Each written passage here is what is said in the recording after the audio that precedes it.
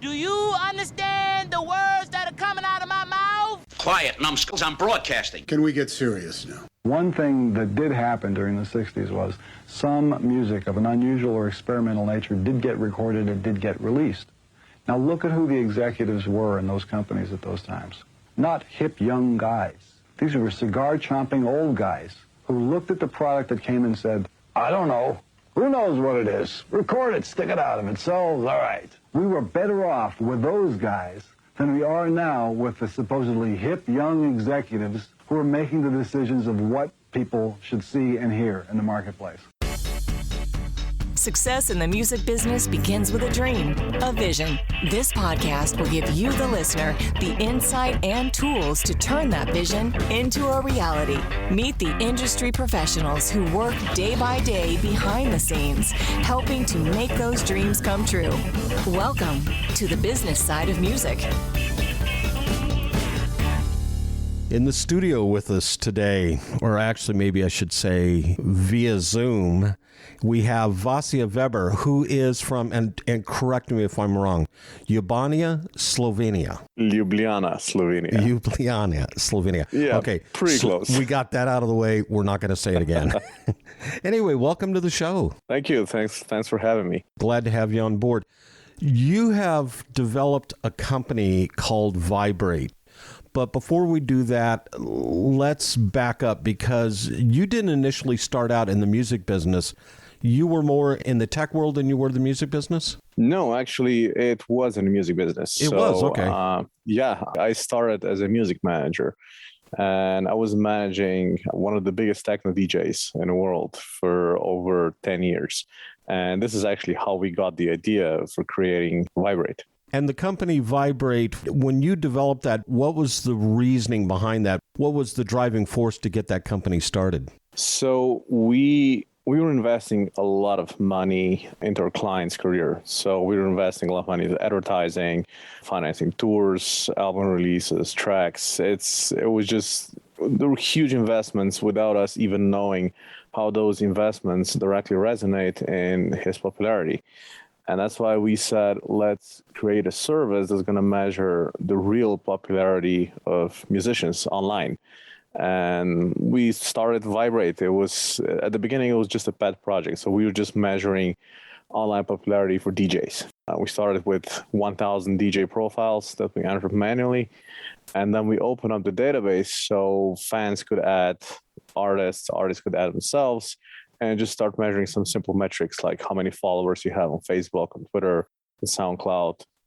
Back then, it was still MySpace. It was huge back then.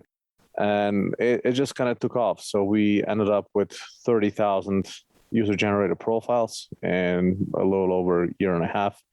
And we saw that there's a need in the market for music analytics service. And we said, okay, let's put aside our music management business a bit and let's create a startup, which was kind of awkward for us because we were quite old for founders. There were three founders who were in our mid 30s or early 40s.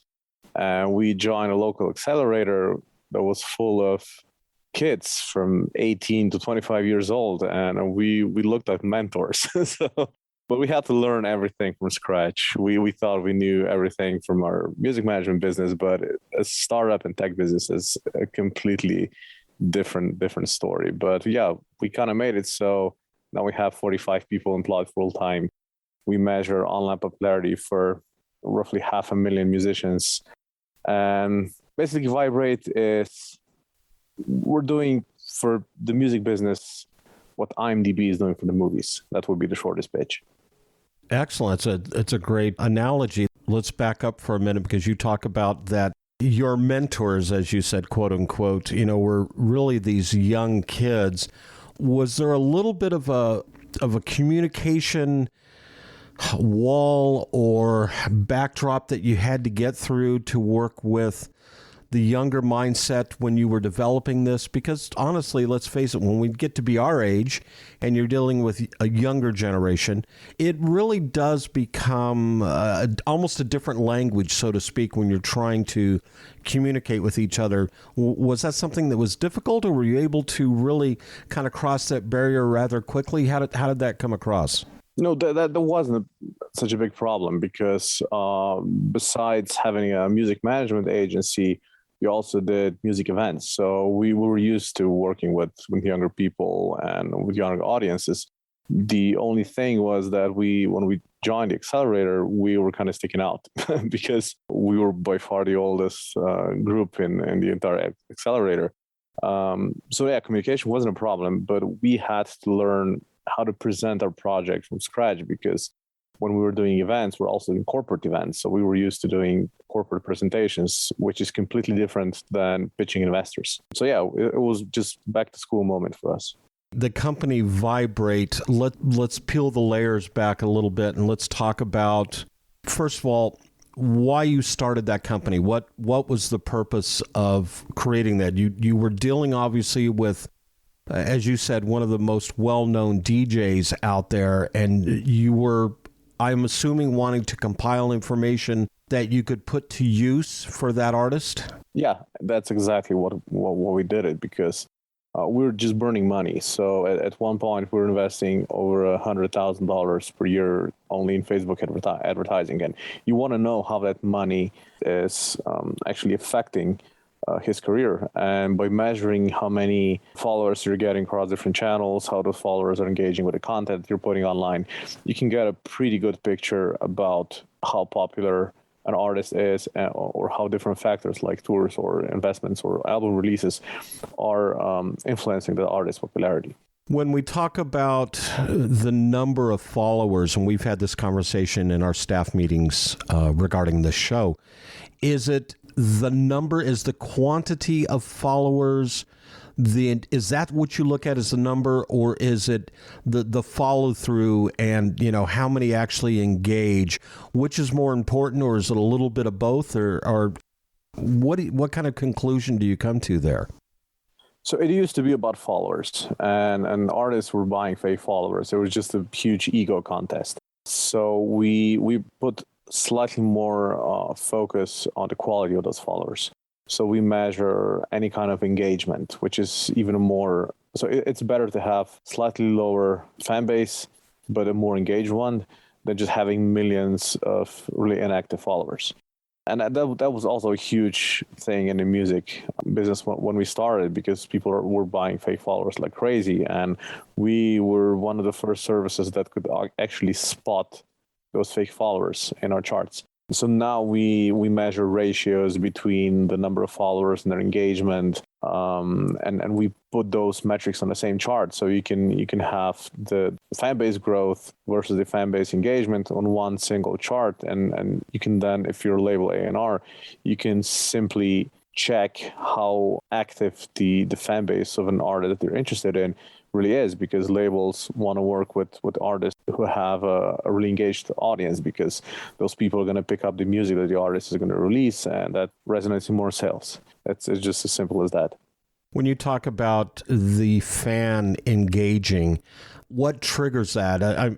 I'm assuming that it's more than just a like. There's some type of follow through on the fans' part that shows you that they're becoming more interactive with the artist. So yeah, it's a combination of different factors. So it's all about how the artist is communicating with the fans. If they can spot that this is truly artists talking to them, or just a huge social media team behind it, and artist doesn't even know what they're talking on social media on his or her behalf.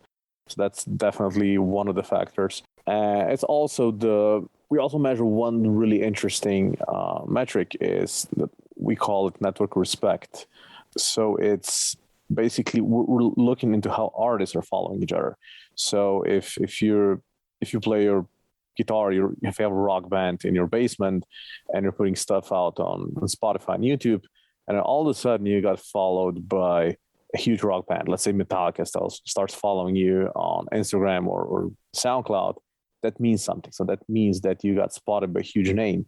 And this usually draws everything behind it. So as soon as you get recognized by those big names, fans start following you because they saw the connection. So we draw all kinds of different interesting information from huge piles of data that we're getting from all those channels that we analyze. But it's hard to say what's effective. There's not the general rule. So it really depends on how you're nurturing your fan base. But you have to be active nowadays. So if you're not active, if you're not on social media, if you're not active on streaming services, if you're not updating your stuff regularly, you're just gonna fade out because there's way too much competition nowadays.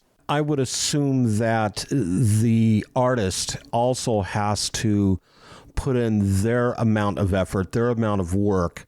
As you said, you just can't set something up there and then sit back on your laurels. You have to be constantly engaging that fan base too as the artist, and in order to keep them motivated and keep them wanting to seek further information from the artist. Yeah, because nowadays, I say when in 70s and 80s, stars were born in pubs and clubs, and A&Rs needed to go out on Fridays and Saturday nights looking for artists to sign. And nowadays, stars are born online. So if you're not active online, you're not going to get your breakthrough. And even after you get your breakthrough, if you're already an established artist, you still have to put a lot of effort into nurturing your fan base, because this is their way of getting to know you above your music. So you obviously have a group of fans that they're only gonna follow you for your music, but those super fans want to know everything about you. They want to know what's happening behind the scenes. There's always interesting content. So back then when I was managing the DJ, I was always asking him to record what's happening backstage, to maybe put on some pictures when he's being transferred to the stage, because this is something that is pretty common to the artists and they're used to it. And he was also always asking me, why do you want that content? It's pretty boring. I said, it might be boring for you, but fans have never been backstage and they don't know how it feels to be taken on the golf cart from your trailer to the stage, and when you get up to the stage from behind it and you see 70,000 people in front of you, that's a special feeling, obviously, for everyone else but you, because you're used to it. And this is the content that the fans like, and this is why they follow you on social media. And so what you're really doing is you're bringing a certain sense of intimacy, almost kind of breaking through that fourth wall that we like to talk about in film and television, yeah, where you're allowing the fan to become one-on-one with the artist. Yeah, a lot of artists don't want to do that, but the fans are their bread and butter. So if they lose their fans, if they lose their fame, that they're gonna lose their career, and you have to do this. It might sound a bit scary right now because you have to open up your privacy to millions of your fans if you're a big artist, but it is what it is now. So the industry changed. In the studio with us today, Vasja Vebar. Hey guys, this is Mark Jones. Check out the episode featuring Sarah Fleshner on the Business Side of Music podcast. You're listening to the Business Side of Music. When you have a Korg synth at your fingertips, the possibilities are endless. Be it digital, analog modeling, altered FM, wave sequencing, or the multi-engine synth, Korg gives you easy access to a variety of features to help you get the perfect sounds quickly. Whether you're a professional musician or just starting out, Korg truly has a synthesizer to help you express yourself. Visit Korg.com or your favorite Korg dealer to get your hands on one of their products to create new music always. Korg, the official sponsor of the Business Side of Music. Hi everyone, I'm Larry Butler, and I want to send you a free digital copy of my new book, The Singer-Songwriter Rulebook, 101 Ways to Help You Improve Your Chances of Success. That's right, everything you need to know to launch your career as a singer-songwriter, all based on my 40 years in the live performance arena, and believe me, I've seen it all. In my book, you'll find the 10 things you have to deal with before even thinking about becoming a singer-songwriter-performer. You'll also learn about the 5 things every singer-songwriter can do this weekend to make their live show better. 5 things I can guarantee that you are not doing already. Plus, there's tips on songwriting and staging, photo and video shoots, publishing, merch, dozens of other topics. All written for people who don't particularly like to read. And again, it's free. Just go to the Business Side of Music website homepage and look for my book cover. Click on it, and a free digital copy of my book will be yours. I'm Larry Butler, and I approve of this message. You're listening to the Business Side of Music. Back in the studio, Vasja Vebar, who is the co-founder of the company Vibrate that we're talking about today. When we discuss the engagement that the artist needs to interact with the fan, and you mentioned, you're backstage, you're getting ready to have the golf cart take you out, to put you on the stage in front of 70,000 people. And to me, I would think that's a perfect moment. Are there other moments that you should incorporate in that? And how often should that interaction be taking place? Well, that's maybe a question that would be more suitable for actual social media managers, which is something that we are not. We just measure the effects of their strategies. But I mean, as far as I saw and as far as my experience go with my previous job as being a manager, you have to keep a ratio. So it also depends whether you're a mainstream artist or if you're an underground artist. And I used to manage an underground artist because he was a techno DJ, and techno is perceived as an underground genre. And we really need to take care not to be too cheesy, because the alternative audience and the underground fans are really, really sensitive to the content. If you sound or look more pop that they are willing to accept, you're going to lose them. So you have to know your fan base in order to create a suitable social media strategy. And yeah, so we sometimes we even had to withdraw the content that we already put online because it was just a huge backlash from fans. Let's talk about Vibrate and the services that the company offers. How does Vibrate work? So we measure online popularity for roughly 500,000 artists. We also have 5,000 festivals, 150,000 venues. So it's an open source database, so anyone could add new profiles. So if you have a neighbor who's a singer or a DJ, if they're not already in a database, you can add them on, or they can add themselves. So in case you add them as a fan, they can claim their profile and they can take over. And once their profile is in our database, we start measuring their fan base growth, their fan base engagement, their connections. We start analyzing their events. So we connect their profile to their official profile, so to their YouTube profile, Spotify, Twitter, SoundCloud, Instagram, Deezer. So we have a bunch of global channels in our database. So we start measuring day by day how many followers you got, how many plays you got on YouTube, how many times your track got Shazammed or played on radio stations. So we try to incorporate all the statistics that matter, and then we translate those huge amounts of data into actionable analytics. So you can create all kinds of popularity charts. So if you want to know who was the fastest growing rapper in Mongolia in April, you can find this out on Vibrate. It gets really obscure, so you can get really obscure statistics. But you can also find out who's the most popular musician in the world currently. Currently, it's Ariana Grande. So, and then you can apply different filters. And when you say the most popular artist in the world, once again, is that based on the fans or the engagements, or how do you come to that? So that's based on Vibrate Score. So Vibrate Score is a synthetic index that is calculated out of all the metrics that we measure. Okay. So everything counts here. How airplay, social media following, social media engagement, plays on streaming services, even events. So we analyze event feeds from most of the major ticket providers. And we were looking into which venues the artists are playing or festival the artists are playing, who they're playing with. So if you're playing on a festival that booked a lot of superstars, you're getting more Vibrate points because of that. If you're playing in a really prominent venue, you're going to get more points than if you're just playing an unknown local venue, and vice versa. So the venue is getting points if they're booking big artists. So this is how entities are influencing each other. Let's talk about the point system that you're describing. How does that work? How does that come together? Oh yeah, that's a tough question. it would need a whole team of people to answer it. So we have really smart people employed. So mathematicians, that geeks that just you never know what they're talking about because they're so deeply into their formulas.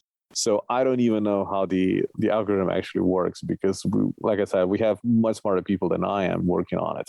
It's a very dynamic algorithm. So it's constantly applying statistical weights based on the size of the channel, the number of fans that we're recording for a certain channel. I mean, it's just constantly changing. So if you look at it today, a certain event or a certain play on YouTube or a certain metric would not have the same value as yesterday or tomorrow. But because we're basically putting apples and oranges together, one retweet isn't the same as one play on YouTube, but we kind of have to put them on the same on a common denominator. But they I would assume carry a different weight. I guess is a good way to describe that. Yeah. When we talk about, and of course here in the United States, a lot of times we look at what we call weighted radio charts, where one radio station or syndication will carry more weight than, say, another one, maybe in a different market. Is this kind of that same thing that one platform you look at actually carries more weight to it than another one would? Exactly. Yeah. When we talk about the tools that are currently available to the music professional, when we talk about those tools, how does Vibrate set itself apart from a lot of the other programs that are out there, which, there's a lot of analytical programs that supposedly will help the artist make some decisions. How is this one different? In my opinion, there are 3 to maybe 5 serious companies that are basically useful for the music industry. There are a lot of takes into how to leverage the data to analyze a musician's career, but like I said, maybe 5 companies are really doing a good job. And what makes us different is the most important thing is the clarity of our database. When I said we analyze popularity for 500,000 musicians, those are unique profiles. All other companies are relying on getting the data in automatically. So they're scraping different sources and getting profiles of artists in that way. But at the same time, it means that a lot of times it would happen that one artist would have multiple profiles because computers cannot read as well as humans. And this is why we decided to go the old school way, the manual way, and we said let's do an open source database so fans can add new profiles. And we have a curator team of over 100 people from all over the world that are checking each and every entry that we get, and that this is how we have the cleanest data set in the industry, which is one of the biggest fundamentals of having a reliable analytics service. So I would say in terms of reliability, we are definitely the most reliable of all the services. In the studio with us today, the co-founder of Vibrate, Vasja Vebar. Hi, this is Miles Copeland, and you're listening to The Business Side of Music. You're listening to The Business Side of Music. Hey there, my name is Dr. Garrett Hope. I am a composer, coach, podcaster, and speaker. I've been focused on building my music business since 2014 and helping others build theirs since 2015. I want to tell you about the 2nd annual Ultimate Music Business Summit we are organizing. It'll take place early January of 2022. There will be dozens of presentations with highly actionable content, all of it available to you so you can start your business, grow your business, and ultimately make more money. Because here's the deal. Unless you earn all of your income from an employer, you are a self-employed small business owner. And if you want to do more than survive, if you want to grow your audience, or if you want to impact more people, you have to think and act like a business owner. And that means this summit is for you. This summit will give you real-world, not theoretical, strategies you can implement immediately. You don't need to be stuck with fear or living in your failures. I promise you, with all the teachers lined up, you will get something you've never thought of before. Even though building a business is hard, no one is promising it's easy. It is possible. You just need the right tools and strategies. Tickets for this virtual event will go on sale soon. To be the first in line and to get more information about the summit, presenters, and more, go to musicsummit.biz. That's musicsummit.biz and add your email to the list. Since 1963, Korg has been creating new experiences in music and performance. That is what drove the creation of some of Korg's most legendary products, such as the Poly 6, the M1, the Electribe, the Triton, the Minilogue, the Kronos, Wave State, Op6, and most recently the Nautilus, which is what we have here in our studio. Korg is dedicated to creating new, innovative, and uncompromising instruments which maintain the highest quality to inspire music makers, past, present, and future. Visit Korg.com or your favorite Korg dealer to get your hands on one of their products and start creating new music always. Korg, the official sponsor of the business side of music. You're listening to the business side of music.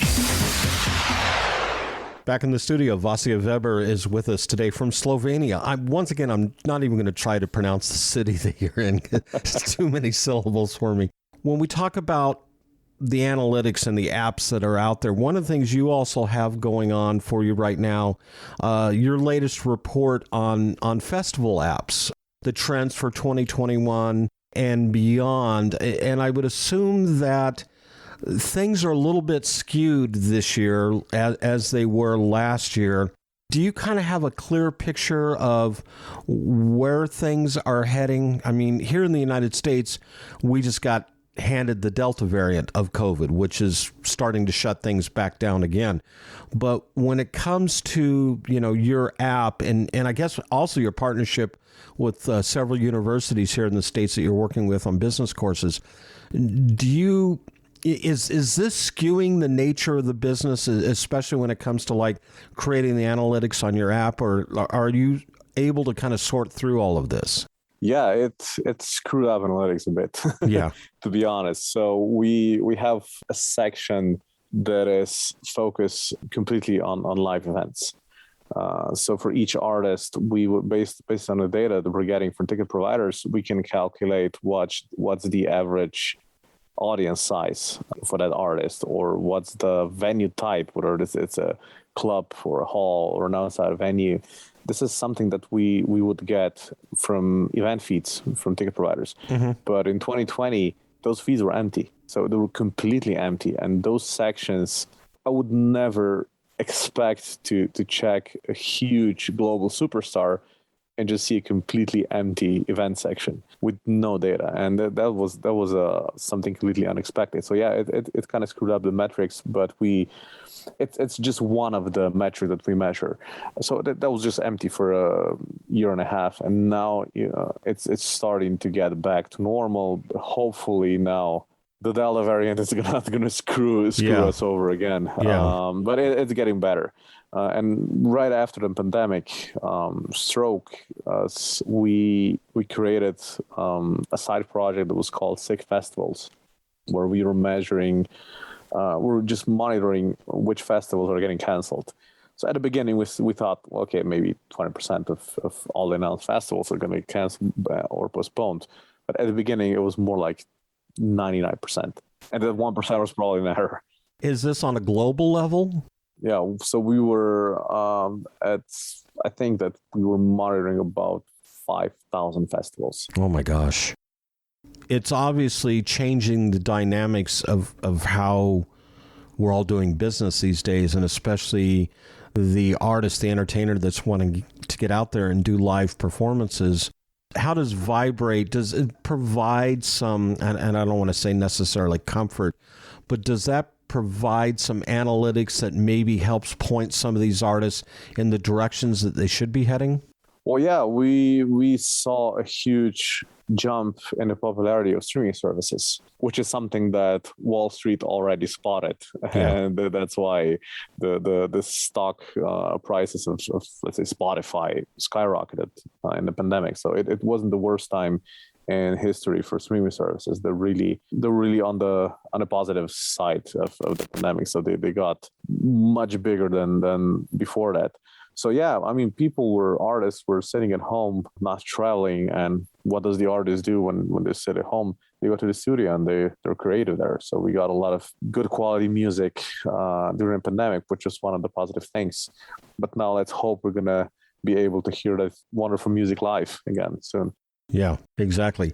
This service, when we talk about Vibrate, is this something that any artist can use and can get signed up on?